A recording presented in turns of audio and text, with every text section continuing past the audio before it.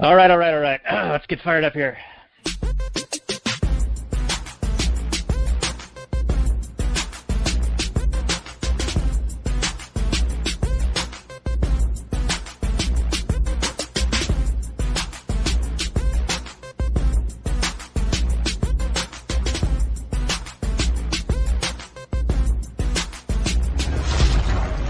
Maximum freedom. Read. Stay on target. Maximum freedom. Stay on target. Maximum freedom. Read Rothbard.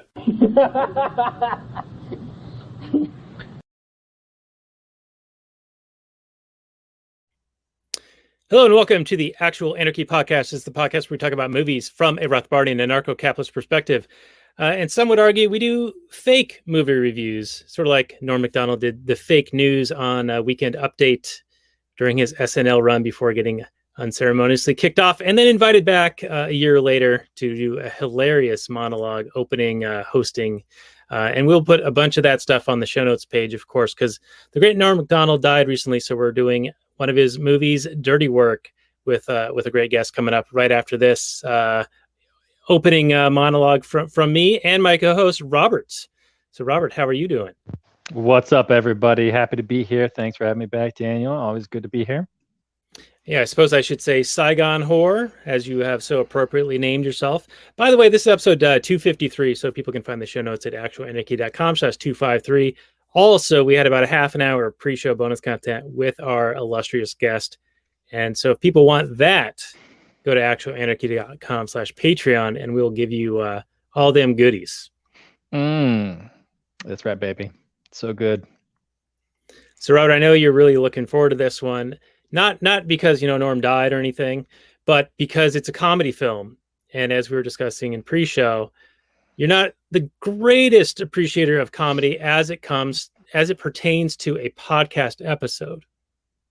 Usually doesn't have a whole lot worth talking about. This may be the exception because good old Norm, he came up with a very immoral business idea. And put it in a movie. So I guess we got some things to talk about. But generally speaking, yeah, most comedy movies are just vehicles for comedians to tell jokes. And this is no different.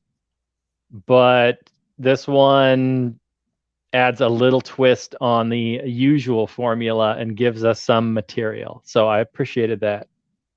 All right. Well, I am looking forward to this one. And so without further ado, why don't we get into the Last Night Sports Show, introduce our wonderful guest, and get into the meat of Dirty Work.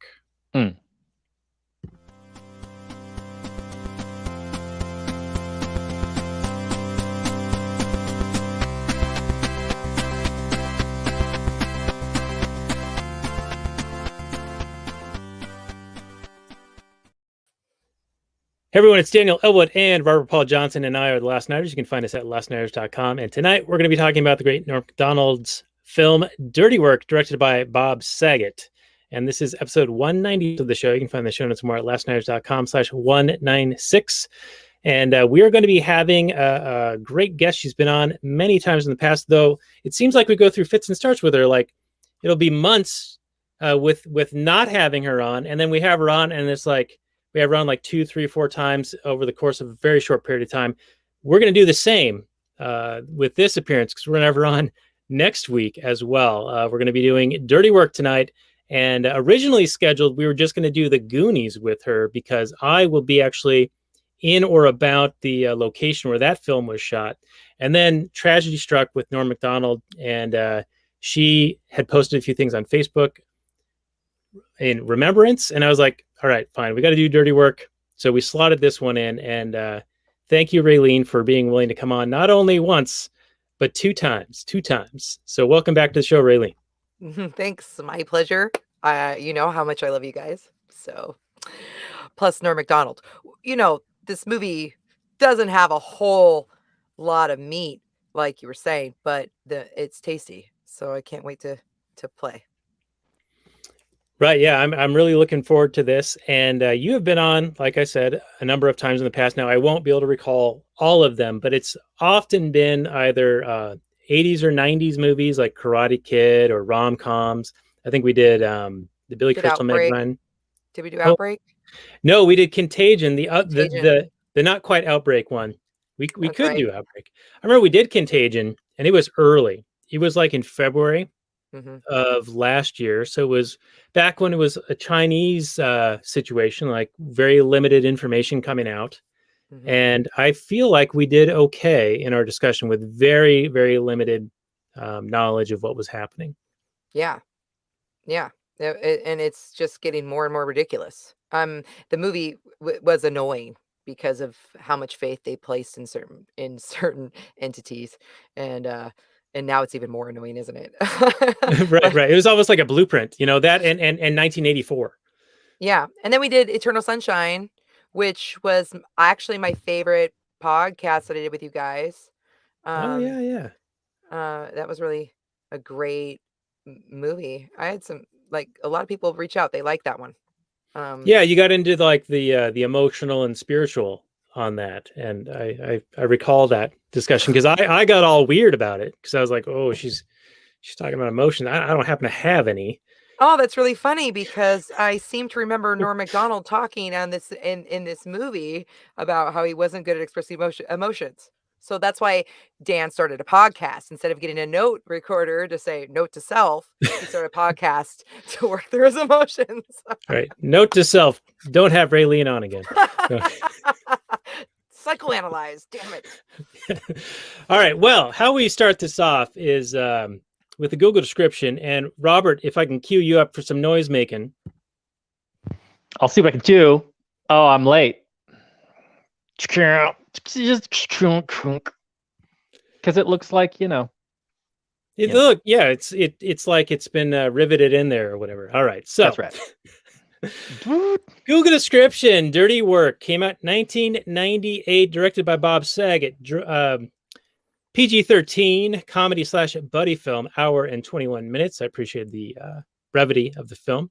6.4 out of 10 on IMDb, 14% Rotten Tomatoes, 81% of Google users like it. The description reads: friends Sam, played by Artie Lange, and Mitch, Norm MacDonald, need $50,000 to pay for Sam's dad's heart surgery. When they're fired for getting revenge on their abusive theater owner boss, they have a great money-making idea: a revenge for hire business. The friends are soon successful, but not all their clients are good customers. When real estate developer Travis Cole, played by Shooter McGavin, tricks them into vandalizing a building that isn't his, Sam and Mitch concoct their best revenge plan yet. Release date of June 12, 1998, directed, of course, by Bob Saget. Box office of $10 million, so it didn't really do that well. But Robert, if I recall, one of our mutual acquaintances cites this as one of his favorite films. And I'll go to you for your opening, please. Yes, indeed. The Negotiator. This is one of his favorite films, if not the favorite.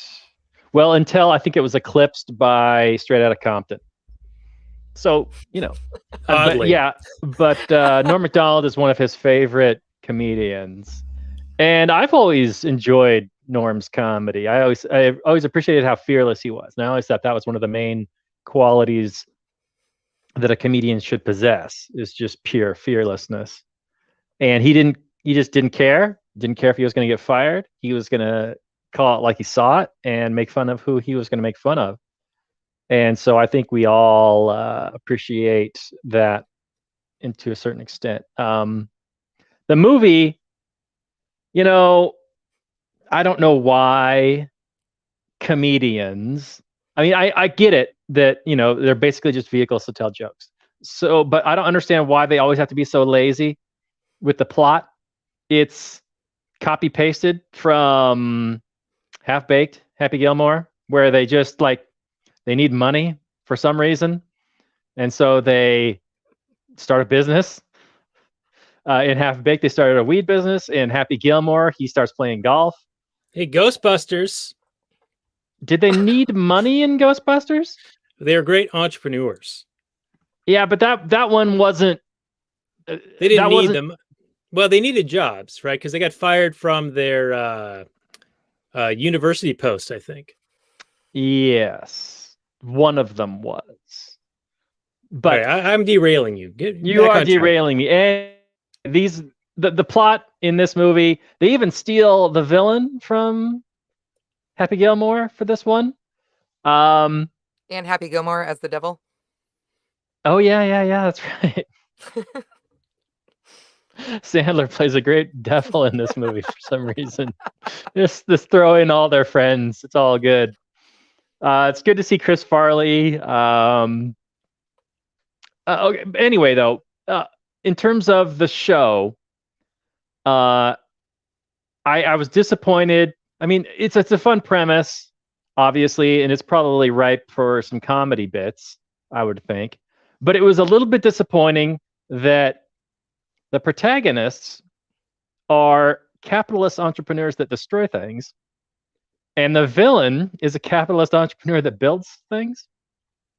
Like, for some reason, he's the evil guy, whereas our heroes are these guys that go around destroying things. I mean, obviously, they have the villain be an asshole, but it's kind of a dick move to destroy the guy's bulldozer. Well, they were mostly peaceful about destroying that bulldozer.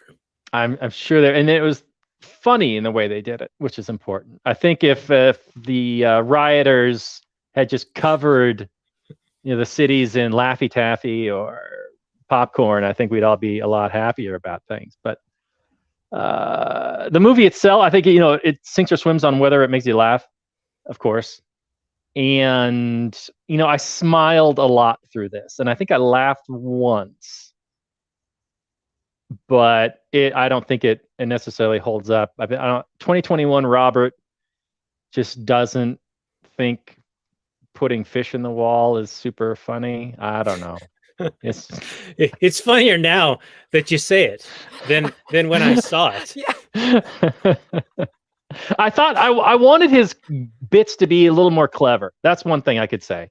I thought that the car with the horse in the trunk was obviously the best bit. I thought that was funny, although he would be sued into oblivion for defamation by the car guy. But you need to suspend your need for reality a little bit in a comedy. For sure. Yeah, because this business obviously would not exist more than 2 seconds without being sued into oblivion by everybody. No, it'd be like a guy and you have to go to a dark, seedy bar to get a hold of this guy. It would you wouldn't advertise. Yeah. You wouldn't have a big sign that said dirty work. Our rates are reasonable. It's a great business. You just not above board. Yeah. Yeah. You would be hanging out in a bar. You'd have a guy that was a guy. Yeah. Yeah. Pagers and shit. Yeah. Right. I think I agree with a lot of what you're saying here, Robert. And especially when one is familiar with Norm and his stand-up and his interviews and things like that are always hilarious. And he has like this great, just deadpan kind of stoic delivery with a lot of things and emphasis and kind of sort of the wrong area. And that's what's edgy about it. You kind of expected to see that in this film, and you kind of don't really. Like, it sort of comes through a little bit here and there, but in a way, you're watching Dirty Work and you're like, oh, Norm MacDonald's in that. I'm expecting X, and you sort of get a little bit of Y. And I don't know if that was intentional or maybe I'm just reading it wrong or whatever, but I had not actually seen this movie. I remember The Negotiator, our mutual friend, who says that if somebody breaks into your house, it's your duty to negotiate with them when they're holding your family hostage rather than defending yourselves with any tool that's available to you. But that he really liked this film. And so I had been wanting to watch it for years just to see what the buzz was about from our mutual friend. And I got to say, I don't understand. Did this movie make you laugh? Maybe once or twice. Ask yourself if it would have made you laugh in 1998, please. I'm sorry. I know it's not my turn, but yeah, you stay in your place. Well, it's hard to answer that question, though, Raylene. I mean, we're very different now. I think it made me laugh more. I think the first time I saw it, back in the day. Yes. But my memory is real fuzzy. of those times. We're talking about a long time ago. I will say this. Mhm. I like the contemporary films of the same era more than this film. Like, I still like Billy Madison, Happy Gilmore, and Higher those. budget. Right, but they're sort of in the same like vein, the same like Yeah, they are. SNL You're right. players, Lorne Michaels produced, whatever, those ones still hold up for me. This one, I don't know if it really does. Mhm. And just one anecdote, and then we'll get to you, Raylene, for your reaction to Robert's opening salvo. If Robert's even done, I just started butting in because Yeah, sorry, Robert. I'm just some kind of an asshole here, but. Robert is appropriately named the Saigon Whore, and a Saigon Whore bit off the nose of the Chris Farley character, which, ironically enough, Artie Lange, who stars in this film, and back in the time when this came out, or when he was on the Howard Stern show, there was like this morbid joke about how he was on this path of destruction, which he was. He was doing a lot of heroin and cocaine and living really rough. There was a Artie Lange death watch, like website or something like. Hey, we're taking bets on when Artie's going to die, right?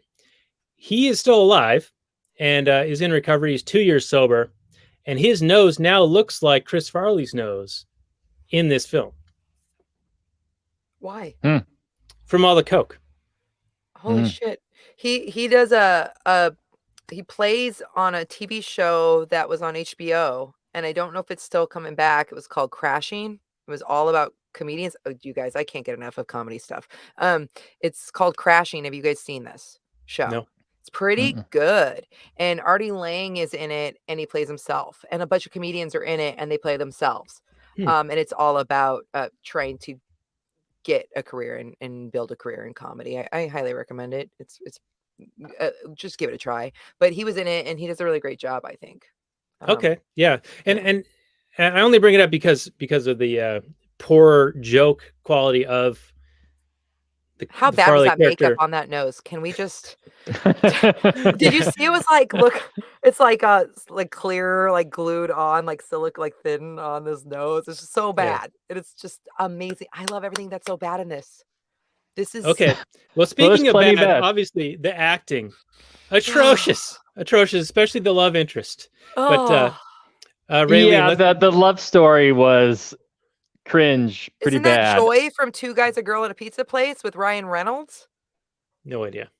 You guys, Ryan Reynolds' first big job was a TV show called Two Guys, a Girl, at a Pizza Place. I remember the show. Wasn't this the girl? And didn't she play a woman named Joy? Is that I remember having awareness of the show, but never. This is watching outside of the show. my pay grade. I don't know. Yeah, Okay, my well, I first remember experience, Ryan Reynolds Reynolds was in that show, but Yeah, beyond I that, remember him. That was I remember him from Waiting. That Waiting. that was So if you've ever done before Two restaurant Guys and a work- Girl, right? No, that was No? after, for sure after.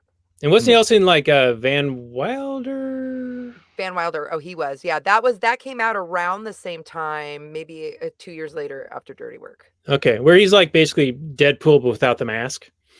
Oh, He's I thought that Van way in Wilder- every movie, though. Honestly, it's not a romance. It was like a combination of a poor version of Ferris Bueller's Day Off, and then what's the movie that it was really great with John Belushi, the frat.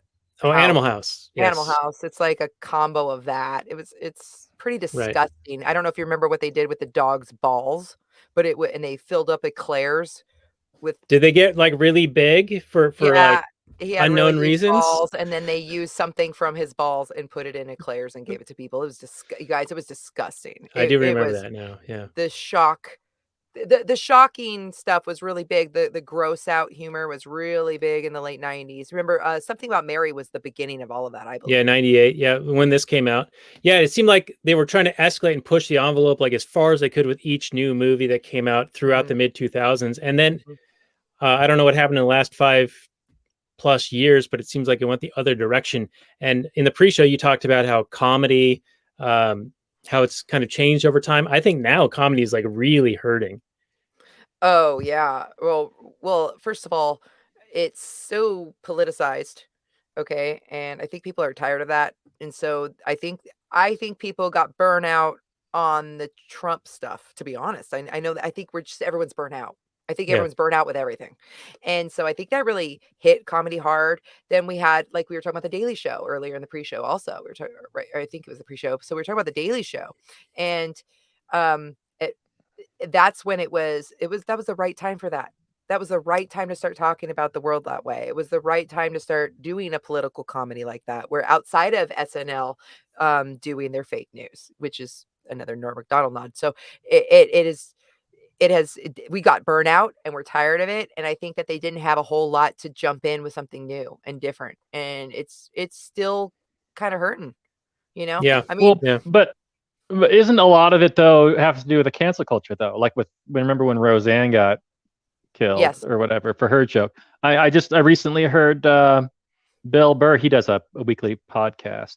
I love Bill. And- I was just going to bring him up. He's my favorite. Okay, so he recently came out and said that for the past few years he has pulled back his comedy and toned it down for fear of, oh, should I really say that? What are they gonna respond to? Am I gonna get trashed on Twitter or The whatever? pendulum is swinging. It's going to go back.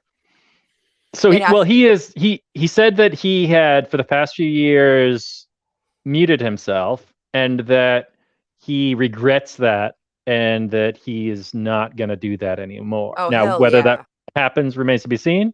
We'll find Paper out. Tiger. Did you watch Paper Tiger? His last big stand-up on Netflix. Is that the one that was filmed in England? Oh shit, man! I don't know. Oh, yeah, I think it is, and I think I did see that. It was before I got rid of Netflix. You guys, the evolution of this man, bringing you along in his real life, that's important. Okay, you got to put a little bit of your actual self in it. Again, his comedy matters. Okay, so here's the deal: this is still art. Comedy is art. It is a craft, and Bill Burr is known for saying audacious things. Bill Burr is known for saying things that are not politically correct. He's known for being angry and emotionally unavailable, and it's a big part of his bit. I've always identified as the female Bill Burr. I'm not kidding. All right, I get him. I get him, and you know, in this last, he's bringing his audience with him. I mean, he's married to his wife who's black, so he starts bringing in race issues in a new way, in a deeper way, but he does it in a funny way where he's not shaming people he's teaching. He starts talking about getting rid of his dog, adopting the dog was really important to him because he had somebody to take care of it, and he's shared that in his previous things. And he's talking about that and having to get rid of this dog and how he just pushes his feelings down into that anger shelf right here for every man, you know. I love that he's talking about wanting to grow and be a better man for his daughter. And he's bringing his audience into emotional health and maturity. And I think that's a hard thing to do and still be funny. I was very impressed. Sharing about what his dad used to do, like on another level. Now you know why he's so angry when his dad bought he and his brother dolls and made him pose with the dolls in pictures. And because he would call them sissy boys all the time and things like that. And like he made it funny, beautiful. Like you're hearing these abusive stories and he's really sharing a piece of himself, still funny. That's remarkable. Very hard to get to the real shit and still be funny. So holla, love him. Sorry. Yeah, it's great you bring up Bill Burr because I put him in a similar sort of categorical alignment as Norm MacDonald with the kind of delivery and the sort of the things he'll touch on. So if anyone's going to kind of pick up that torch, I think Bill Burr might be a worthy successor to Norm's style. Different though. I think he can take it. It's a different kind of depth. It's a growth. Norm MacDonald didn't always show his growth. I mean, he staunchly, stubbornly refused to grow. He was deeply closeted. And he says it all the time.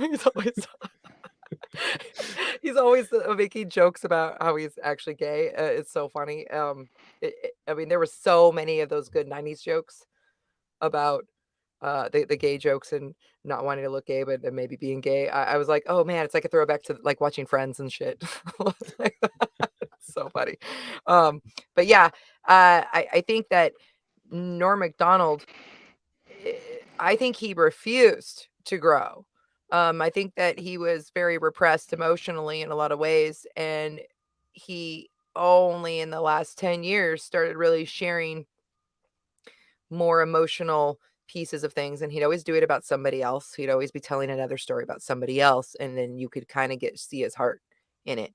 You could kind of see the tenderness in him, and that he has a deep well of emotions. But again, I don't think he's comfortable with them, and I think he definitely reminds me of somebody who's very stubborn and contrarian. I love him. He's so contrarian. I don't think he had an easy life, you guys.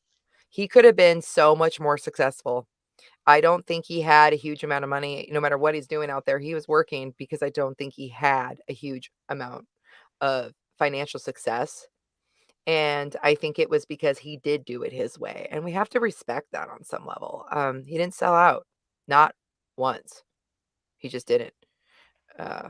So he's a complex man. Do you guys agree?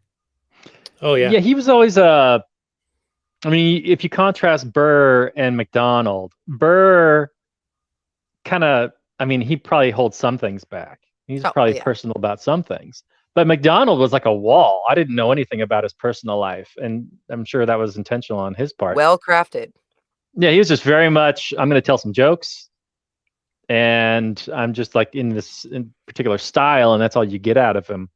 Oh yeah, and you never knew. Yeah, you never knew what was true. And he was known for being a really good liar, guys. Like, well known that you never know when he's telling you the truth. I was watching Norm MacDonald Has a Show. Have you guys seen that on Netflix back in the day when he did that one series? Oh my gosh, what a genius. He is such a genius. So one interview, somebody kept trying to ask him about his son and being a father, and they kept flipping it on him, trying to get personal, and he started getting really like, ooh, he started like pulling his collar, getting hot, and he was not liking it. He was like, okay. Like he kept trying to like switch it around, and then they kept bringing it back. And you could tell that he was getting visibly flustered. He does not want to share anything that he doesn't choose to share. It was very obvious. I mean, here I am psychoanalyzing again, but I'm telling you, I saw it. Yeah. All right, Robert, you're going to make a comment about Burr. Oh, well, just how Burr is almost the polar opposite, in that he shares so much of his life. If you were to watch his comedy, you get the idea that all these stories are pulled from his real life. And then if you listen to his podcast, you really get a sense of who this person is and how he's because it's just him talking for an hour off the top of his head, sports, about everything that's happening in his life. Yeah. So you really got to know his dog, and you felt for him when he was like, oh man, I got to get rid of this dog. I love this dog so much. I got to get rid of it now. And how much pain he caused him. Yeah, it endeared him to me a lot, even if he was a flawed individual, even if he knew absolutely fuck all about economics, even if he was still a Malthusian and he wanted half the world's population to die. I still love the guy.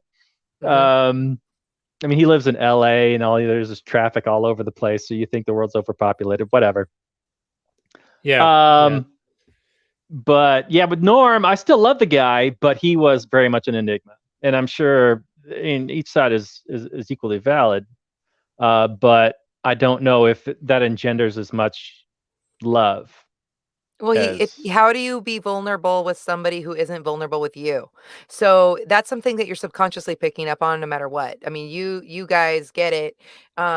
Men especially have these walls up. Women are social creatures. We're doing the legwork so that you can have extra friends. You know what I mean? We're finding your community for you. That's why you get a wife, is to do all that shit for you, right? And I mean, I'm saying some sexist stuff again. Here I go. And at least it's you. yeah, right. So I mean, no, for real. I mean, and so men have these walls up. It's very hard for men to be close with other men easily. It's very hard to, and a lot of men feel close to another man, even though they never share their feelings. So that is just part of, I'm not going to call it some bullshit like toxic masculinity. I just think that that's just how guys are. And that makes sense. They need to be impenetrable. And those tender feelings make you uncomfortable. Now, if a guy is not a pussy, I'm going to do it. If a guy's not a pussy, and he's not like crying all the time, But he's like being really real with you and being emotionally vulnerable and being a cool person that's sharing themselves honestly, then you would naturally feel safer. Just like when someone offers their hand in a handshake, you're going to see that they're coming at you correct, and then you're able to actually be yourself in front of them. So, of course, you're picking up on that about Norm Macdonald. The truth is, I know that I love Norm Macdonald. And I know that I would win over Norm Macdonald. I know that I would win him over and he would fall deeply and madly in love with me as a friend. That said, at first, he would hate my fucking guts. He'd want to run away and get away from me because I'm too deep, too much, and it would scare him because I'd see right into his soul. I know that. That's the kind of person we're looking at. I think this is a person who doesn't want anyone to know him unless he chooses it, and I think it takes a lot. That's what I personally think. Okay. So I just want to circle back using that already tired term on the Bill Burr, Norm Macdonald. I think it's for me, it's the style of delivery and the not giving a fuck and being able to play a joke to its end. Hot. So that it becomes funny the longer you go. Yes, it does. And then when it stops being funny, it stops being funny. You keep going. It stops. It's not funny. It's not funny. You keep going. Oh shit. It's even funnier now. I mean, that is like recipe for comedy. If you can pull it off and you can stick with it, this man in his interviews, especially on The View, when he's talking with all those women that are just over the top of him, every time they interrupt him, he starts answering what they're saying in the middle of his story. And then they look at him like, okay, like get on with it. And then he starts back from before where they even interrupted him. And he starts over again. And it's a punishment. He's fucking them off on purpose, you guys. I love him for this. If you want to keep interrupting me, we'll just go back. And it becomes even funnier the fourth, fifth time that he has to repeat the story again to get where he's going because they keep stop. Oh my God, you guys, the commitment to not letting them talk over him without there being a consequence is amazing. Like, can you imagine being married to this guy? Oh my God. Yeah, he just gave no fucks about it. And Robert, I wonder if our mutual friend likes Norm particularly because similar to Norm and you not really knowing if what he's saying is what he truly believes, I think that our mutual friend is similar. And when you debate him or talk to him about anything, he will just take the opposite side just for the sake of doing it. And you don't know what he actually believes, and he will never admit to what he actually believes. Absolutely, yeah. They're both enigmas, and they are fairly stoic, and so you don't know what you're actually dealing with. Yeah, I would completely agree, and that's probably why he appeals to him so much. All right, so I know we just sidetracked for probably half the show here, but Raylene, what's your take on Dirty Work? Okay, yeah. So I'm here for Norm. I'm here for the cameos. This, I actually have a little bit of a contrasting opinion to Robert's that there is no plot. Yeah, it's horrible. And it's gets worse when they try to adhere to the plot. The first half of the movie is perfect for what it was. And okay, perfect might be stretching it, but let's just say if what it is a bunch of little sketches, little ideas that he roped together and put in one movie, or they did, and that's great. That's what that was. That's what Basketball was too, but the plot was better. And when they really tried to stick to loop it all together and make it all succinct in the end, I feel like that's kind of where they lost us a little bit. And I would have prefer just a bunch of sketches put together and roughly sewn together, because that's where the gold was, in my opinion, and just keep it as what it is. I mean, why are we trying to pretend it's a real movie? Why are we even trying to pretend by trying to adhere to the plot in any way? It's silly. There is not just the bits, like we were talking about the prostitutes in the cars and the just all the little pieces. There's mostly mediocre, but the way all the lines are delivered is so good. I can't even handle it. I mean, I have the weirdest notes here, but I wrote kept the bar low.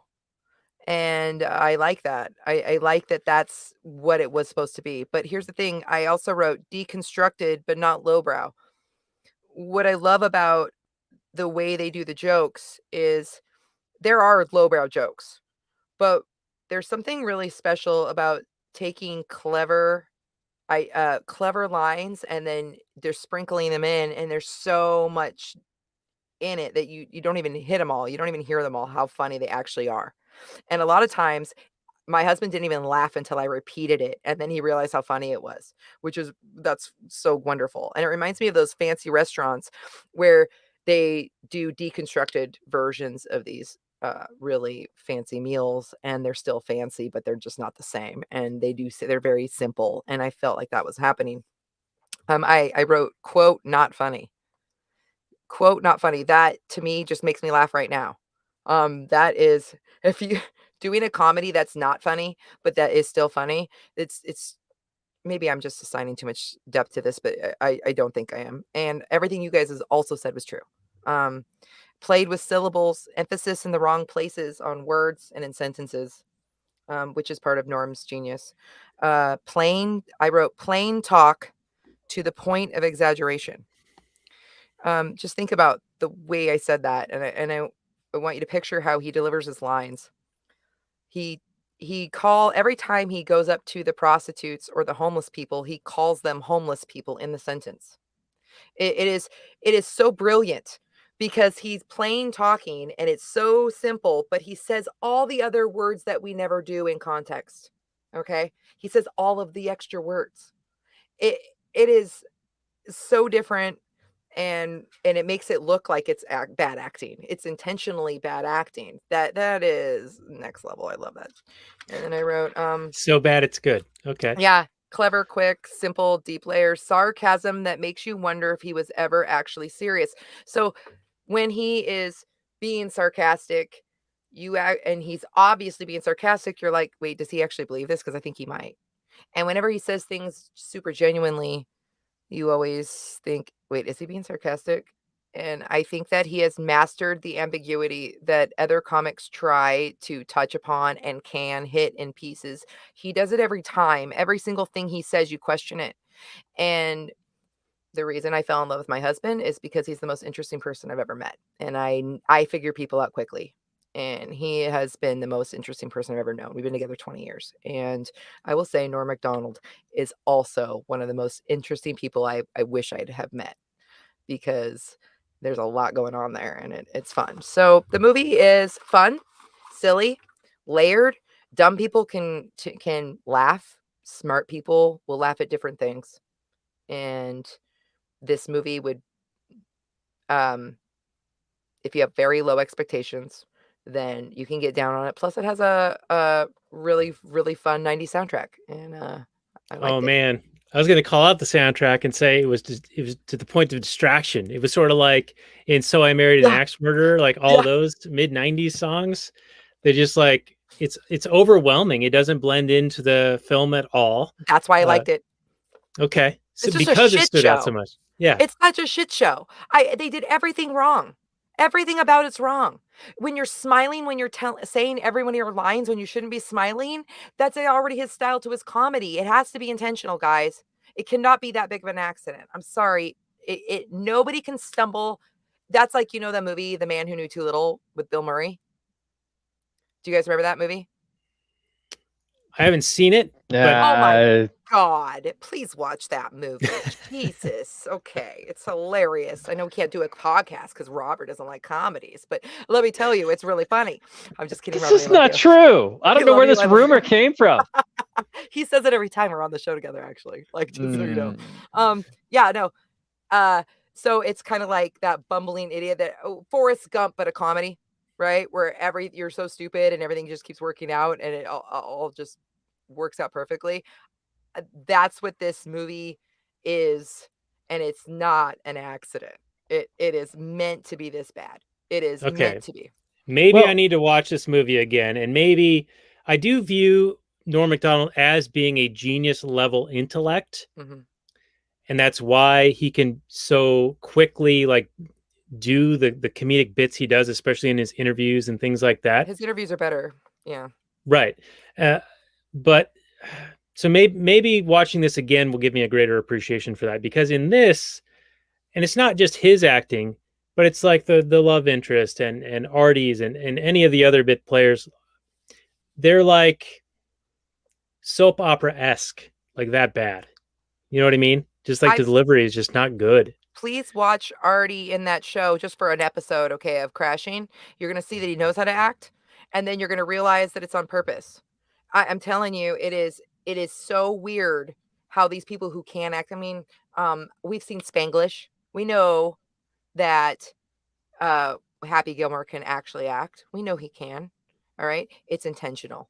And it's not going to be everyone's cup of tea, but that blows my mind that anyone would make this movie intentionally bad, just like you were talking about with the producers. But it feels like the biggest troll. I mean, you saw him with Bob Saget on his roast, you know, and he did something intentionally bombing. That's, you guys, I'm telling you, there is something to what I'm saying here. He doesn't do anything on accident. Even when he gets there, makes an actual mistake and forgets the guy's name that in the joke that he tells a story and he's pretending it's true in an interview, right? And he says somebody's name and then he changes the name, like on the Conan interview, and he just rolls with it like it's part of it. You don't really know if he was planning on changing and altering that guy's name every time he told the joke. You don't know. That's how smart he was. You never know. And I like the guessing game on that. I think it's cerebral, actually. Right. I really like the Bob Saget roast. And because of the enigma that Norm is, and you can never really tell if what he's saying is true or not, when he gets emotional at the end of that roast and says that he actually has love for Bob Saget, that really shines through. Mm-hmm. And Bob Saget did a podcast where he just like poured his heart out like a day or two after Norm died. I just listened to it today, and he's recalling all these moments, and it's pretty powerful, you know. Like, they were very, very close for a long time, and he said that the last text that they had with each other was Norm sent him like a week before he died, like, "I love you, Bob." And I'm not Norm getting emotional over here. That's so weird. Right. And so, you know, I'll post that because Fuck. Both of those, like the roast is really good and Bob Saget's take is really good. And apparently only like 10 or 15 minutes of the roast aired. Mm-hmm. And there's like another 5 or 10 minutes that got cut that the people who were there were like, you know, they were in for a treat because like that was the good stuff that got cut out by Comedy Central. Yeah, that makes sense.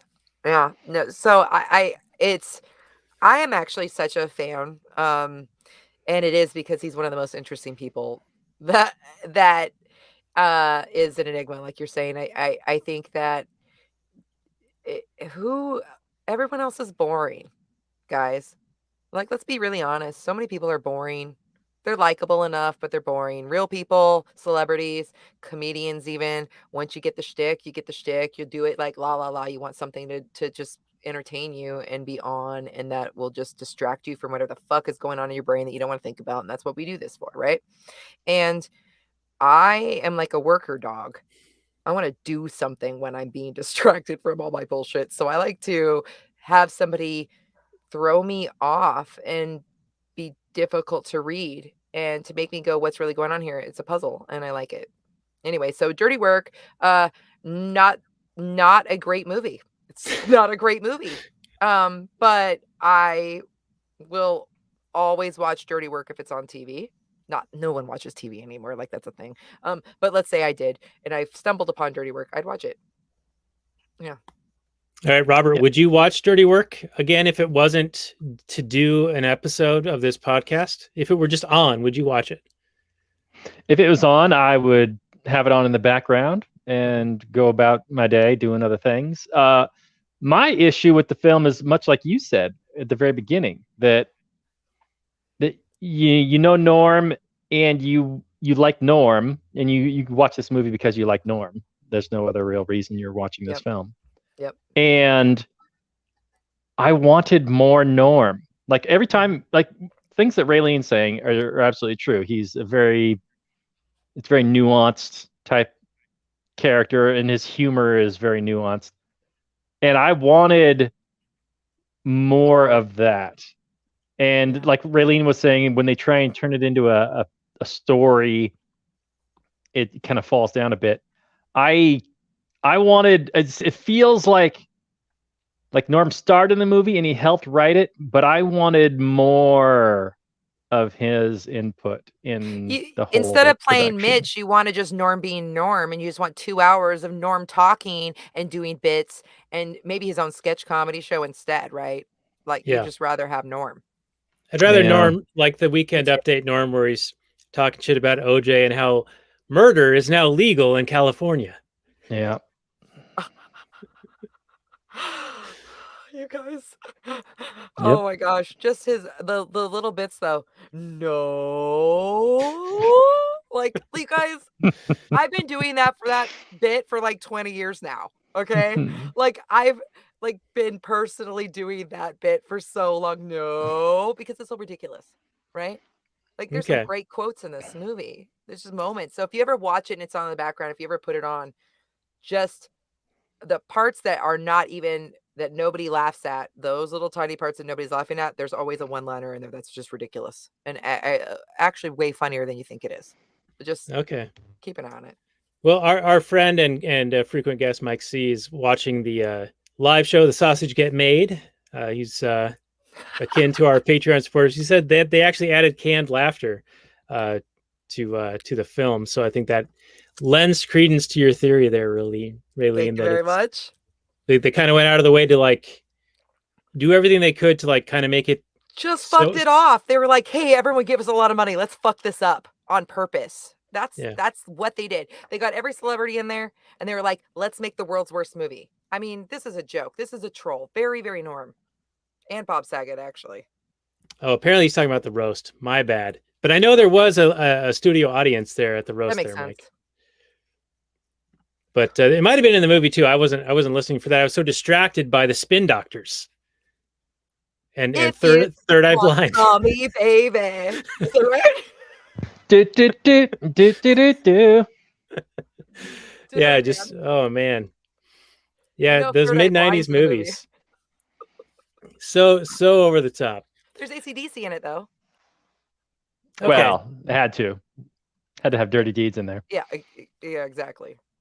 Yeah. Now, apparently, this concept of a story was based on a Roald Dahl story called "Vengeance Is Mine" Incorporated.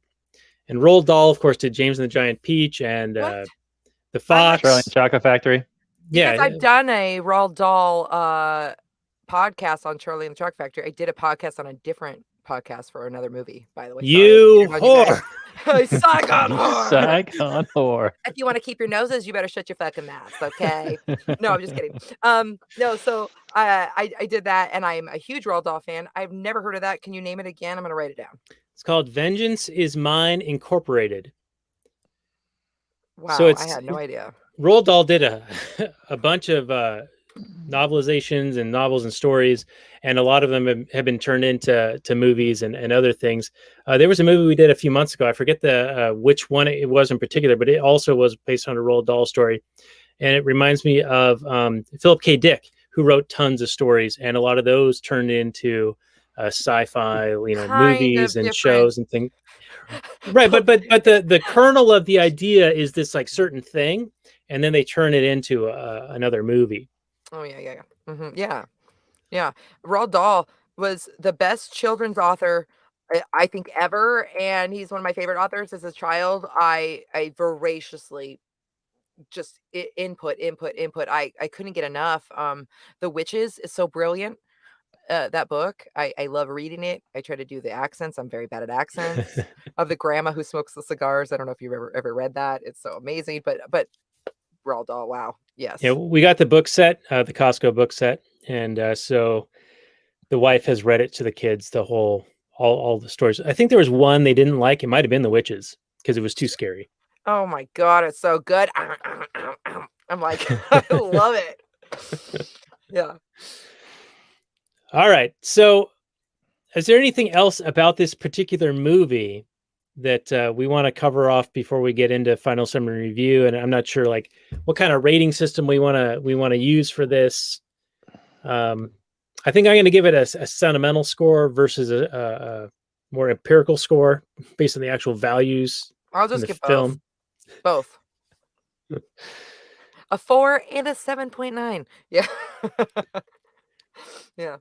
Did you guys like how they did the homeless situation every time the homeless, like the dismissal of the homeless people over and over and over again? Did you guys find that really funny? I did find it funny when the homeless guy would go into like his story and all the travails he has gone through, and then everyone just stops listening to him or walks away or just Anyway, like, here's your $2, homeless guys. yeah. He calls them homeless guys every time. Oh, and what about this quote? I wrote it down and I'm like laughing my ass off. And it says, "And you know how I feel about the homeless. They're human beings and they have no homes." Like, Yeah, I think that Shooter McGavin there, he personified the uncaring politician, just saying the things you're supposed to say, whatever the what's the right word for it, but the things that you're expected, the pandering, the things that you have to say that you don't really mean or care about at all. It's just like, if you don't say it, they'll notice. But even the main characters, also the good guys, were doing the same thing to the homeless over and over and over again. And anytime that they had anything to share or that would humanize them, the joke and the shtick was, fuck them, they're just homeless people. And I feel like that, again, there's depth to that, and I find it very adorable and funny to put that in this movie, that they should be friends with the homeless people at this point. They work so closely with them, but they still have no names. They're just homeless people and no one wants to talk to them. And the whores, the prostitutes, and the whole calling them prostitutes, and that they don't have identities. I think that there's some social commentary there, to be honest. Yeah. Now the one homeless guy who gives the long responses in the depths of his story, is he the same guy who played the school administrator or professor in Billy Madison, who says, "My wife is the dirty, dirty whore"? Yeah, he's the guy that awards no points. And what you've just said is the dumbest thing. We're all now dumber for it. Yeah. Wow. Thank you, guys. Yeah, I thought he looked familiar. And it's weird because, like I said, I like those other movies made around the same time period, and I still will watch them and enjoy them. This one I don't think measures up as much, even though it has a lot of the same characters. I think they were better in those other films, like that character, and also obviously Adam Sandler, but even Chevy Chase. Chevy Chase was actually pretty good in this. He was pretty I will good. give him that. Gosh, there's one. Shooter McGavin. Shooter McGavin is the best in Happy Gilmore, and in this, I just saw him as Shooter McGavin. Yeah, in a lesser form, same character. Yeah, right. Yeah. I don't think Bob was pulling him aside and saying, "Hey, we need some more depth in this character here, buddy. You got to thicken it up." And he's just like, "No, that's just do just do Shooter." No depth for anything. I mean, all of it. Even Pops doesn't even have a real name. Yeah. And I like Don Rickles. His appearance was pretty funny because he's like this hard ass, theater owner guy. And I thought that it was clever, some of the things they do to get revenge and to kind of spawn the dirty work. But the final one was a bit of a letdown. Like, I wanted something more clever, something that they were building up to that really had some payoff, and it just did not work for me. Shit the bed at the end. Yeah, there was nothing.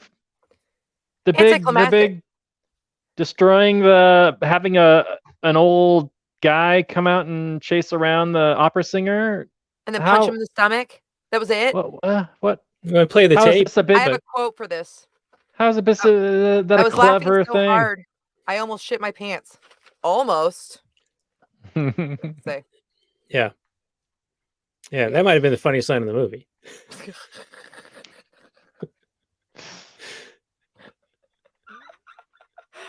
Oh man, guys. Oh man. But yeah, big letdown at the end. And there was something else I was going to say that was going to just be super good and funny, but I totally forgot what it was. So, okay. Same with all the people in this movie. Oh. So, Robert, you got a final summary review there on deck, or any final notes before you get into that? Well, I teased that we would talk a little bit about the moral question So I Oh, suppose we should probably right. throw that in just a little bit. I know it's obvious that what they're doing is wrong. Wait, why? Oh, I, because they're let's just do it. destroying. Let's just do it real fast. Okay, they're destroying private property. They're defaming people that obviously don't have a bunch of murdered prostitutes in cars. Okay, now here's the deal. What about if if we had no police and the private police are privatized and people were hiring somebody to take care of business after they've been aggressed upon? So Would they're this a be okay? DRO. They're a dispute resolution Yeah, organization. would this Dirty be work? okay? Yeah. Like just play with me. Okay, I'm playing with you. Okay. I think that they would get hired by some people, but then not only would the dirty work people get serious social backlash, but then the people who hired them would also get some serious social backlash because eventually the story would come out. Like, yeah, I was a jerk to this person, so they ruined my career. I mean, maybe the whole of Twitter. That's the entire story of Yeah, Twitter. I mean, are we living But in that now? but I don't think that the diligence they go to they don't even figure out who owns the building that they just destroyed. They have to wait until they're told. Okay, yeah, they're idiots, right? Right. But they are told by the guy that it is his building, and so they're destroying His the building at the behest of who they believe to be the owner. That's right, but yeah. I don't think you can just take the guy's word for it. So they're just a poorly run business, but the business itself might not be immoral, right? What about the I'm a troll. I'm sorry. What? No. Hold on. Let's talk about the fish in the house one. Mm-hmm. When they're just kind of like standing there, but they precipitate this gang war to start, basically. Do they bear any kind of culpability for that? Or are they just innocent bystanders? What do you guys think? I'm trying to remember Raylene? the specifics of that scene. Me too. So they are throwing fish all around the house, which is hilarious, of course. Absolutely hilarious. Gut busting. But then this drug deal's going down inside this house. Yes. And the one guy says, I smell fish. Does something smell like fish? And they're like, what are you trying to say? Something's fishy about this deal? Oh, and then they all wire, pull out guns. like a code. Like I don't make the move now. Yeah, I don't think that was their responsibility. Do you? I mean, well, I don't think they could conceivably or rationally or a reasonable person would expect them to know that their actions would lead to people shooting each other. Generally speaking, you put some fish in a house, it doesn't necessarily start a gang war or whatever. No, it's just funny. It's so funny. I can't even handle how stupid this is and why it's making me laugh so hard. Okay. Here's the deal. In theory, if somebody has violated the NAP, let's play with NAP, right? Like if somebody violates the NAP, then you can hire somebody to get you your restitution. So I think that dirty work has its place in a free society. I think that how it's done matters, and this is so unprincipled. It isn't consistent enough to actually all be okay. No, they didn't follow all the rules or do all the right things according to our actual principles. That said, in theory, I do think that type of business could exist in a moral manner. I do like the idea of there being a way to exact revenge on somebody who has wronged you. And let's say you're not particularly good at that kind of a thing. So you have people who've specialized and offer that as a service. I've seen things like you can send, not that I'm giving anyone any ideas here, but there are things you can, if somebody's pissed you off, you can send them a letter that's like full of glitter and it like makes a big mess when they open it or things like that. Yeah. Yeah.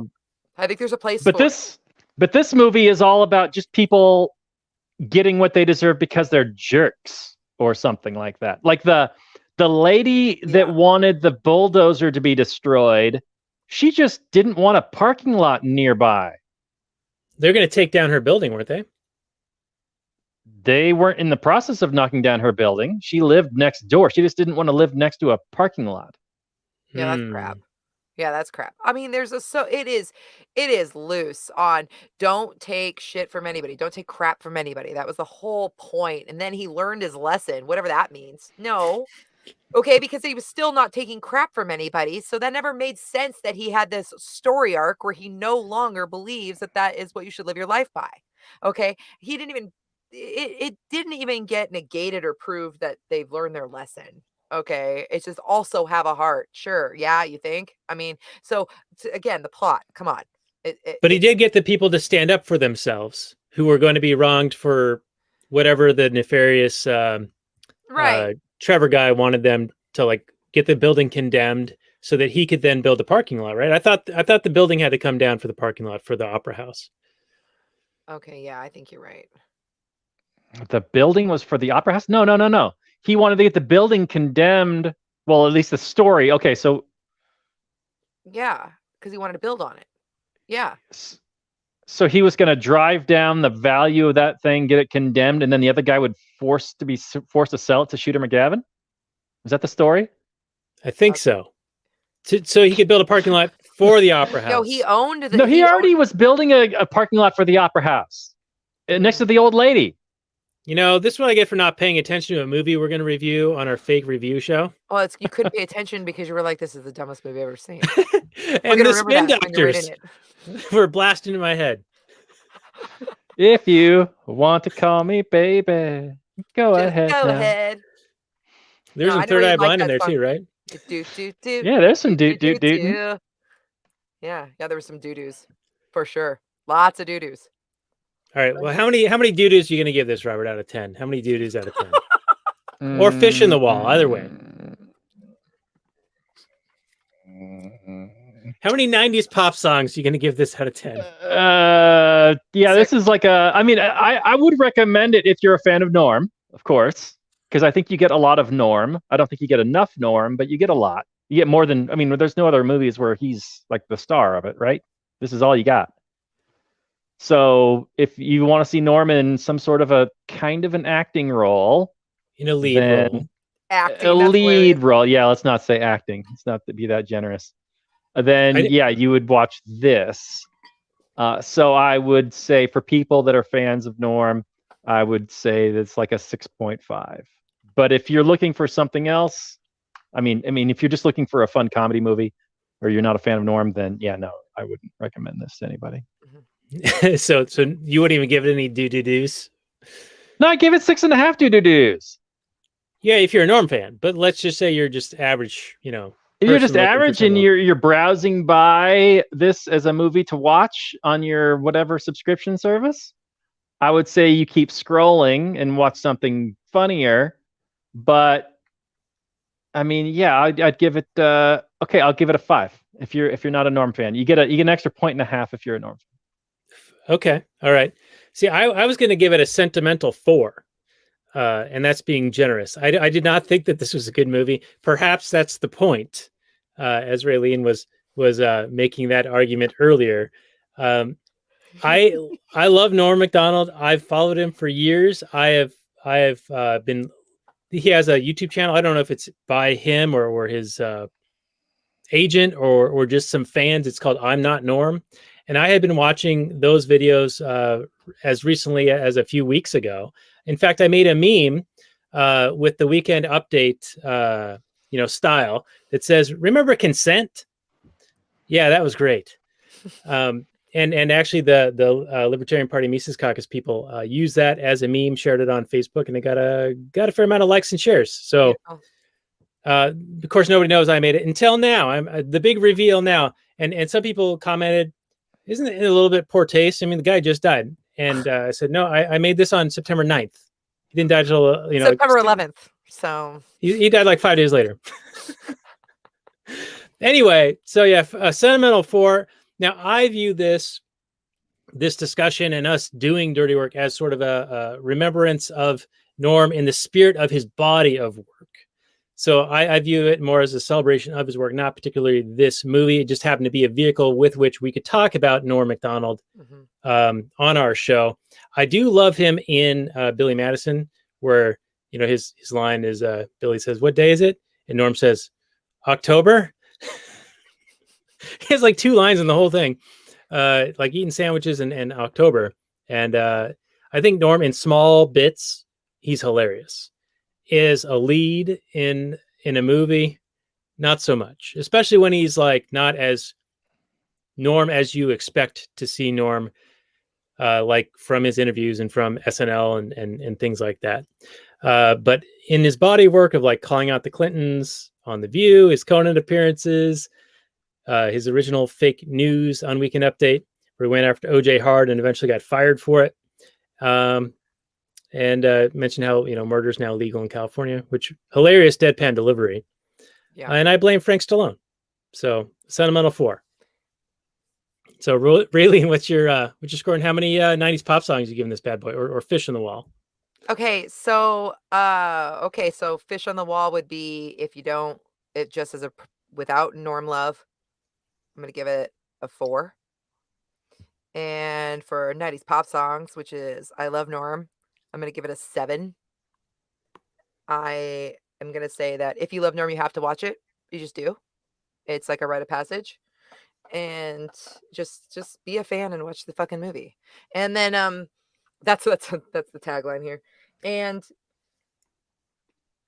Norm is always going to be the best with another person to play off of. I think that, he could do everything. His stand-up is great, but he has to be a contrarian in some way. He has to be messing with people in some way, and he gets bored with himself. It's very obvious, so he has to change it up. He has to try different things. I haven't watched that YouTube channel, but I have to say I want to, and the reason why I love watching Norm in all different things in succession, what I really enjoy about it is you watch him try different things. He still has a lot of the same shtick where he has he'll say something and then he'll like have like a little smirk and then you don't know if he's serious. Like that's a shtick. That's a thing that he does consistently over the years. But sometimes his interviews will, like when he was interrupting and talking trash about the Carrot Top movie with what's that lady from Melrose Place and Revenge of the Nerds. What's her name? I don't remember her name, but I remember his joke. It was the movie was Chairman of the Board. BORED. Right?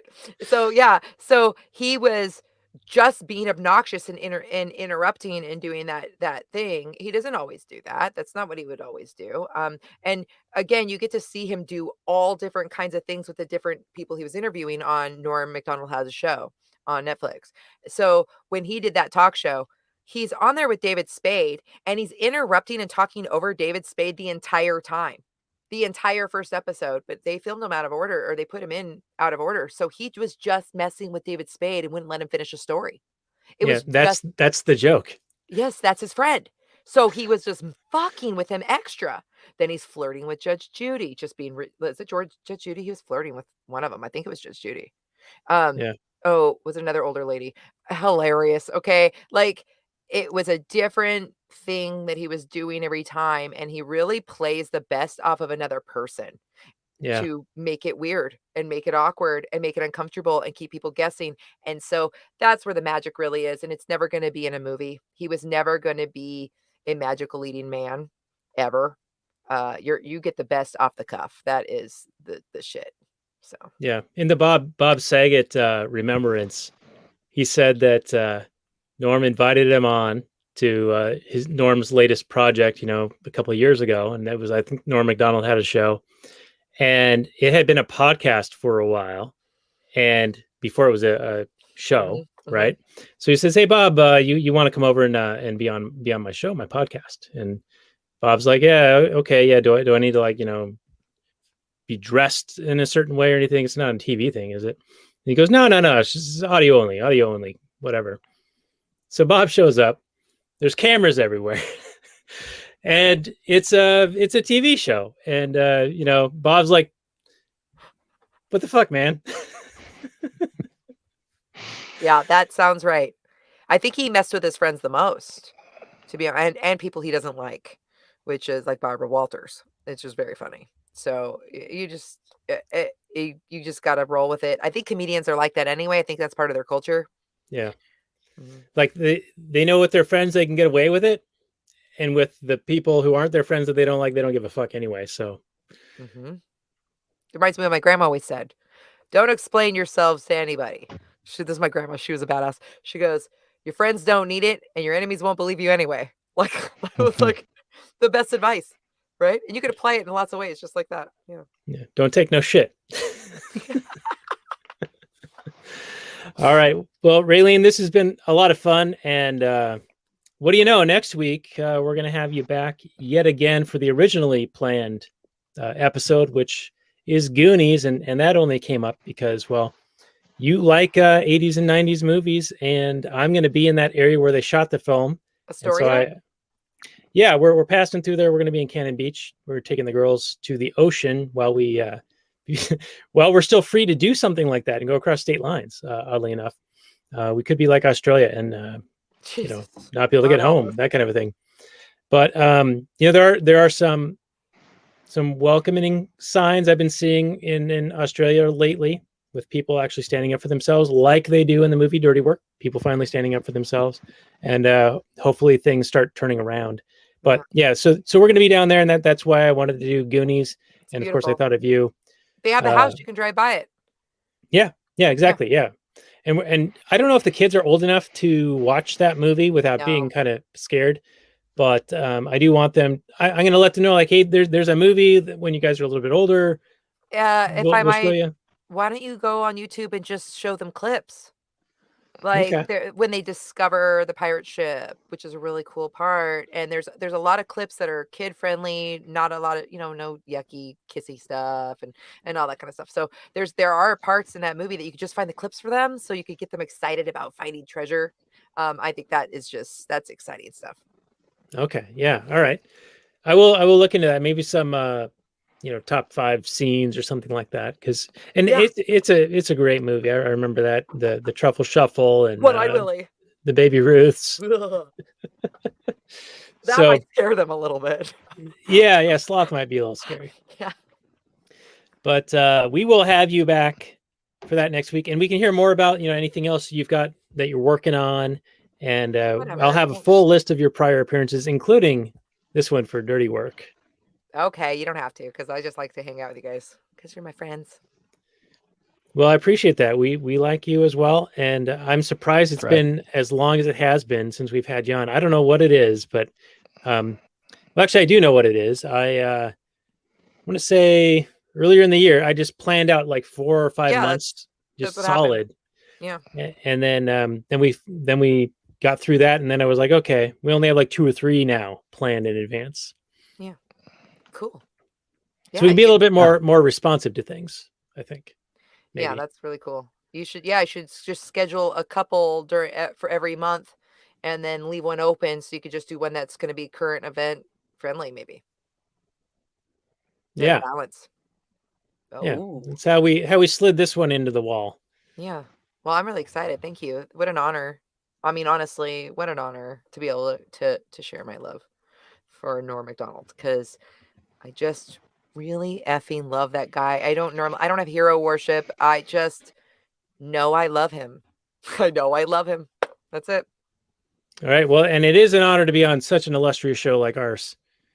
Well, again, you're 2 people that I really, really really care about. And I feel like, I mean, considering, we're just know each other originally from social media. It's not like we call each other on the phone all the time, but I feel like you're my real friends, and I just really care about you both. So thank you, Raylene. Yeah. Thank you. It's very heartfelt. Very heartfelt. Okay, I will definitely have you back next week. Oh God, now. I did it, sucker. Yep. You just snuck it in. All right. Well, hey everyone, that's been our show on the great Norm MacDonald's Dirty Work. Not a great film, but a great guy and a great comedian, and much respect to him. Rest in peace, Norm. May you no longer be in pain. I know that, we'll get into maybe that in some of the bonus content we do upcoming, but he didn't let anyone know that this was going on for a long, long time. So anyway, we will be back next week with you, Raylene, for Goonies. So people can find the show notes more for this at lastnighters.com/196. And with that, we'll say goodnight from last night, everyone. Peace out.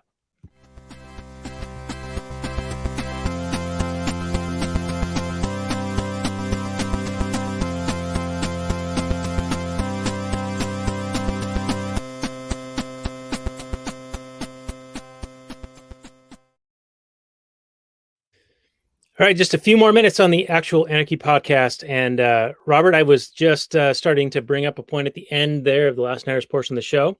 And I feel like this is a question that we've discussed before, and that is the withholding of important emotional information, especially for people close to you, relatives, family, people who care about you, and withholding that information. I forget the particular context in which we have discussed this before, but for some reason, I know that it's come up a couple of times where you, I think, would argue that the withholding of this information is not a good thing. Something this important and impactful about someone they care about. So basically, Norm had cancer for 9 years, and he fought it for 9 years and told hardly anybody. And there is a interview he had where he was talking about how he didn't want that to become the thing that he's known about, right? Because if you start talking about it, then that's kind of where the focus gets drawn. And he talked about a character, I think Richard Farns, or a actor named Richard Farnsworth, who he was stricken with cancer, I think, and still did a David Lynch movie. I forget what it's called, but it's like The Long Ride or something like that, where this guy's going to go see his brother who's dying of cancer, and he can't drive because he's like partially blind. And so he drives like a riding lawnmower across Wisconsin to go see his brother. And that was I've seen that movie. Yeah, that's like his last performance because he died, correct myself, he was dying, and rather than let the cancer win, by the way, Norm had a great line related to cancer. He's like, you don't really lose to cancer. It's kind of a draw at the end because when you die, the cancer dies too. But he said it funnier. Farnsworth, yeah, well, he's a professional. Come on. But Farnsworth apparently, just like the guy in there was a movie we saw with the guy from the James Bond movie who killed himself rather than let the illness kill him. Mm-hmm. Richard Farnsworth, same thing. Mm-hmm. So anyway, my question is, Robert, do you have any qualms with that type of information being withheld, especially for that length of time? And in a way, I respect it, because if he had talked about it, then that would have been like the thing that every interview he did, they'd be talking about it. Yeah, I mean, I understand why he did it and why he withheld that information. I mean, first of all, he's a very private guy to begin with, so it doesn't surprise me that he would not want to share that information with I'd be curious to know, who he did share it with or who he didn't. Like his immediate family, I'm sure knew. The people that loved him the most. I'm sure they knew. And I would, if one of my immediate family members was battling cancer for 9 years and I didn't know about it, it'd be hard for me to wrap my head around the why of it. I don't know if I'd necessarily feel like betrayed or anything. I mean, it's obviously a personal decision. Yeah. It's your decision to decide who you're going to share information with. But I don't know. That's what family's for. They're for the support that you need. And I mean, I get it. He's a stoic, but it's his own battle, and he doesn't necessarily, he's not necessarily looking for a whole lot of like well-wishers and people to come around and baby him and pamper him and that kind of thing. And I felt just a tiny little sliver of that this past month when I was feeling under the weather, and I got a lot of phone calls from people that love me and they wish me well and they wanted to help me. But it kind of, sometimes it takes another step to the point where they begin to baby you a little bit, like, because they're like assuming the worst and they don't know exactly what you're dealing with, but they almost treat you as if you're not an adult, and it gets to be a little bit insulting, just a little bit. I have questions, if I may. You just tell me if you don't want to answer. Okay, so maybe I have a hard time accepting help. Okay, so are you in the same place as that? Is that hard for you sometimes? If I need it, I will ask for it. When I need it, I ask less. Okay. I have a tendency to not. So I thought you might be similar. So it makes me feel weak. I don't like feeling weak, so I don't like to ask for help. So that when I'm actually hurting and it's bad, it's like I just disappear. I pull the norm. And so I'm just wondering, what exactly does babying look like? And is it just insulting as like a man? Like, and not like a gender thing. Like I take it like a man too. So I'm like, but is it that you feel like people don't think you're strong and that's why it's annoying? Or are you just annoyed in the codependency angle of it where you feel like you're going to owe them something if they're doing it, or that they're just looking for something to do, but it's not necessary, so it's a waste of resources and it doesn't make sense logically? Because those are all three things that I don't like. Well, I think part of it plays into what we were talking about earlier in the pre-show bonus content, where a lot of people on the left immediately assume if you're sick, well, you've got the koof, and there's a good chance that you're going to die. Yeah, you don't need that negative energy around you. And we need to throw everything we have, all our resources, to keep you alive, and we need to check on you every minute. Full disclosure, I was feeling under the weather, but I didn't have any kind of respiratory action at all. Like, no, not a cough, nothing, not a sniffle, nothing. But it was still pressed upon me to go get a test, to receive this oximeter to measure the oxygen in your blood, so that, if it ever dips below whatever the danger zone is, like 90% or whatever, that you're gonna, you need to be pushed on a respirator. And I felt like I was a pretty good source for how well I was able to breathe. That's what I felt like. So then, and not that it's a bad idea to have one in the house. I'm not saying that at all. It's cool that they send it. Shows that they love me, and they whatever, all that awesome stuff. Yeah. But I kept saying, I don't need this. I don't have the COVID, or if I do, it's not affecting my breathing at all. And they were like, well, yeah, but we're sending it anyway. We don't care what you say. And that just made me feel a little bit like, okay, you're treating me not like an adult. You wouldn't have just called up some random person that has COVID and just start sending them oximeters. You're treating your family member as if, he's your family member and you know better than him. And that felt a little bit like being babied. Well, it is insulting when they're not listening to you. And that's actually called pushing boundaries, is what that is. Just FYI, that's not respecting your boundaries. Now, I am a person who has, by the way, if you guys ever get sick, call me, please. Just call me. Just call me. Okay. Like, talk to me, because I have ideas and I have solutions and we're within driving distance. Please call me. Okay. So see how I am? Like, that's how I am. Let's say it's my brother. He's not feeling good. I'm like, listen, I just want to remind you that if you start to kind of go, okay, I mean, I'm fine, but this is kind of getting hard, or wow, this is like, wow, I'm really not feeling good. just call me. I live 10 minutes away. I have this, I have a nebulizer, I have this, and I can handle this. And like any symptoms, I just don't want you to wait too long. And that's because I know people who wait so long that then they have to go to the ER, or they think they do because they didn't call me a day ago, right? That I want to keep them out of the hospital for their own good. And that's me momming, right? So, but I also wouldn't fucking do it if I was told no. So there's a boundary crossing. So I'm like, okay, I know I'm being really pushy. I just want to remind you that I have all of these resources available to you. I'm right here. Please call me if it takes a turn for the worse. Otherwise, get better soon. I'll be right here. Just let me know how you're doing. Like, that's it. And then I back off.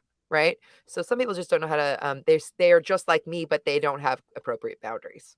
Right. Like, they mean well, but there's a reason why you felt insulted. It's because your boundaries weren't respected. And this is kind of like anarchists.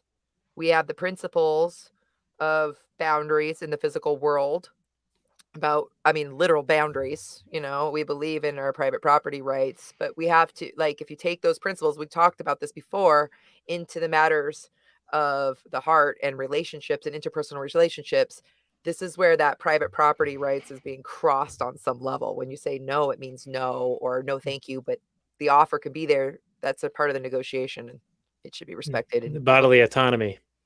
yeah, people forget that socially, because their worry and feeling control, because they're scared about somebody that they care about, something happening to them, so they Right. aggress without, and their parents did it, their sisters did it, their neighbors did it, their best friends did it, the whole world does it, so they don't think it's that bad. They think it's cute, or that it's okay, that It's okay because they care. Yeah. And Or it you're isn't. too dumb or too stubborn to do anything about it. And so they need to prod you to do the right thing because they know better than you do. Well, and they're afraid. They're That's afraid why. of the worst Scared. happening. Yeah. And so that's where, like, yes, that's annoying. But if once you understand the concepts of ego, then you also have to go, that's insulting to your ego, because it is because it means that they don't think I'm capable, and they don't believe me, and they're not listening to me, and I know myself. So that's why we get insulted. But the next part of our evolutions as humans usually is to start understanding, because you get it. They're afraid. And then just to say, I'm not going to let this bother me, because it isn't really about me. This is only about them. This is about their fear. Only thing about me is that they care about me, and they're so afraid of losing me, or so afraid of something getting bad, that they won't be able to live with themselves if they didn't try harder to do Right. something. So Especially if they think, like that Bill Maher study, like that he referenced, that if you get this thing, you're likely to go to the hospital and all that stuff. Yeah. My approach with Robert was, don't die. Here's a link. Yeah. Yeah. But I also understand the odds of somebody at his age are only 99.97%. That's it? Oh God. Death's doorstep. That's right. Robert. Or 99.98, something like that. Anyway, back to the question at hand about Norm and withholding this information. Apparently he didn't want it to impact, Robert, you asked, like, why would he not tell people for 9 years? I think it's for those 9 years. Yeah. I think it's so those 9 years are not 9 years of what you just described. People worried about him, thinking he's going to die any time now. Watching everything he eats, watching where he goes, telling him he's making the wrong choices. Right. And apparently they didn't tell the kids for a long time. Like, not until, and Bob Saget and his thing was saying, Norm thought he was going to beat this thing. So that's one reason why he didn't want to worry the kids, tell the kids, that kind of a thing, or tell anyone about it. And I'm sure that he, his wife obviously knew, and I'm sure that he, at some point in the last, couple of years, probably when it was like, okay, you're not beating this.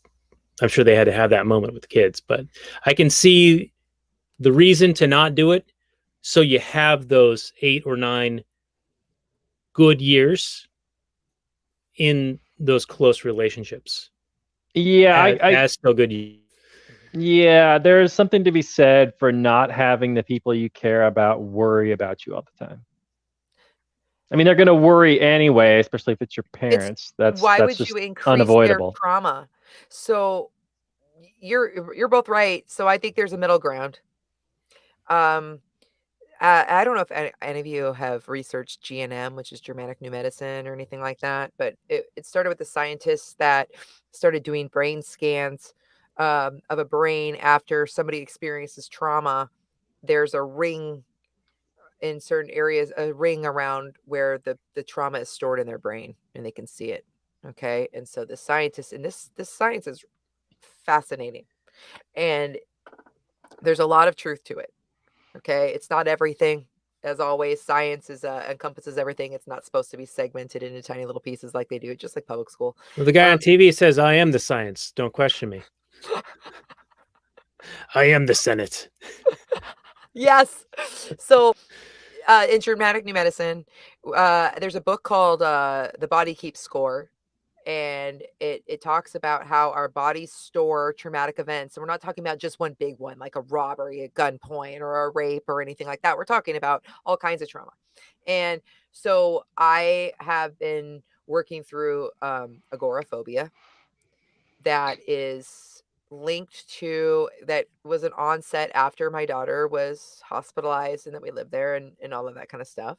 And interestingly, it is it's a part of the kidney constellation in this Germanic New Medicine, and it is linked to abandonment trauma, which I also have from childhood. And so it's really interesting how this works. But once you tell somebody that they have cancer means a death sentence in this country. That's how we think of it. That's how our brains process it. So the moment that you tell somebody that they have cancer, it will take a nodule, and then all of a sudden it'll start showing up in other parts of their body. Mhm. Okay. Our bodies, there is something invisible that we don't understand. We do not know everything. There are lots of things that are invisible to us right now. That doesn't mean they don't exist. And the moment that your brain believes that it has cancer and that you're going to die, you will. You can. It does. I mean, it really creates that. And I'm not going into the powers of manifestation here, but I am saying that positive thinking and prayer do work. They've done studies, and they say, well, you could be praying to a hamburger in the ocean, and it could save your life. Fine. Okay. I'm not here to like change anyone's mind. I'm just saying that the power of hope and belief and faith works. Yeah, And I heard about something recently, and I think it's well documented mhm, that somebody was misdiagnosed with something, mhm. And then I got it. and he died shortly thereafter because his spirit was broken in that he believed that he had this insurmountable thing, and he quit. You know, Okay, I'm really glad you saw that. That's really important, because that's exactly what I'm talking about. And the more that you research on it, the more that you realize it's true. And so I think that surrounding yourself with people who are constant for 9 years, always talking about cancer, cancer, cancer, cancer, cancer, whether it was your family or the media or anybody else or the neighbor, honestly, he probably extended his life by 9 years. Okay, like he probably did. And so I actually think that there's something to saying, I know this is gone, this is nothing, and I'm gonna believe in it not. And honestly, I know I'm not getting COVID. I know my family's not getting COVID. And guess what? We haven't gotten COVID because we know that it's not even fucking real. We're not even gonna do this. All right. And we are good. I You know know that what? about I wonder if the New York Times study is an indictment of the media in getting people to believe that it is far more harmful than Absolutely. it is, and there it that is. manifests. You got it. So that's exactly what I'm saying. Absolutely. In fact, there was an undercover nurse at the very, very, very beginning of this whole thing when they were killing everybody on the respirators in New York, putting COVID patients that tested positive in with people who didn't have it. They were taking them and putting them in the elderly, and purposely infecting them so they can intubate them. This nurse did it. I can get you guys this video later if you want I've it. seen it. So, I've seen it. She's like in a hotel room, and not that one. The okay, one, no, she was sharing footage from the hospital floor where she's talking to the other people that work there and the other staff, and they're all talking like, "Oh my God, we're killing these people. What the fuck?" Right? Like I'm serious. Where the staff is all talking about it openly because it's a hidden camera. And there she said that they were taking people who were having panic attacks because of the media at the very beginning of this. I think I have COVID. They can't breathe because they're having panic attacks. And they were drugging them, putting them on suppressants, breathing suppressants, okay. I think and I then have seen this. intubating them and killing them. So they were killing people who were just having panic attacks. So yeah, That's the thing. So, there's also the idea that somebody close to me wouldn't tell me.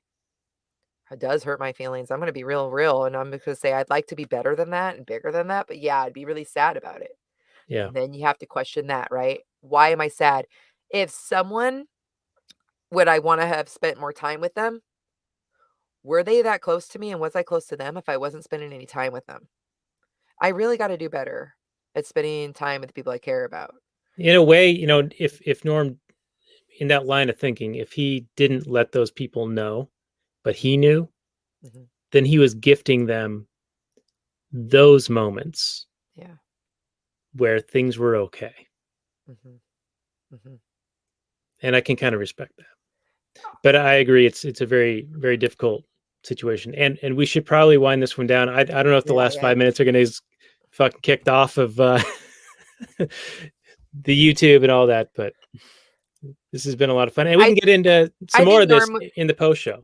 I think. Oh shit! There's more. We're doing. Yeah, more? yeah. This is still show. Oh crap! I thought we were at the end. I don't even know. Sorry.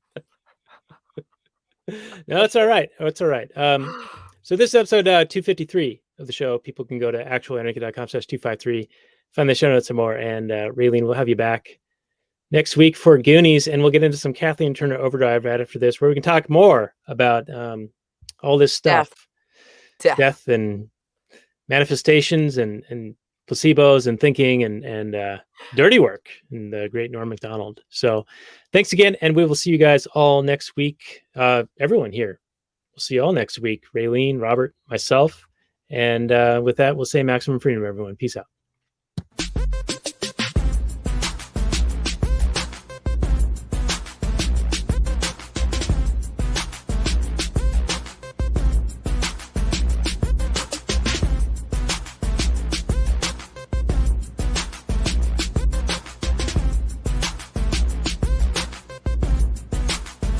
The Chipmunks. CHIPMUNK. We're the Chipmunks. Guaranteed to brighten your day. Do do do do do do do do do do do.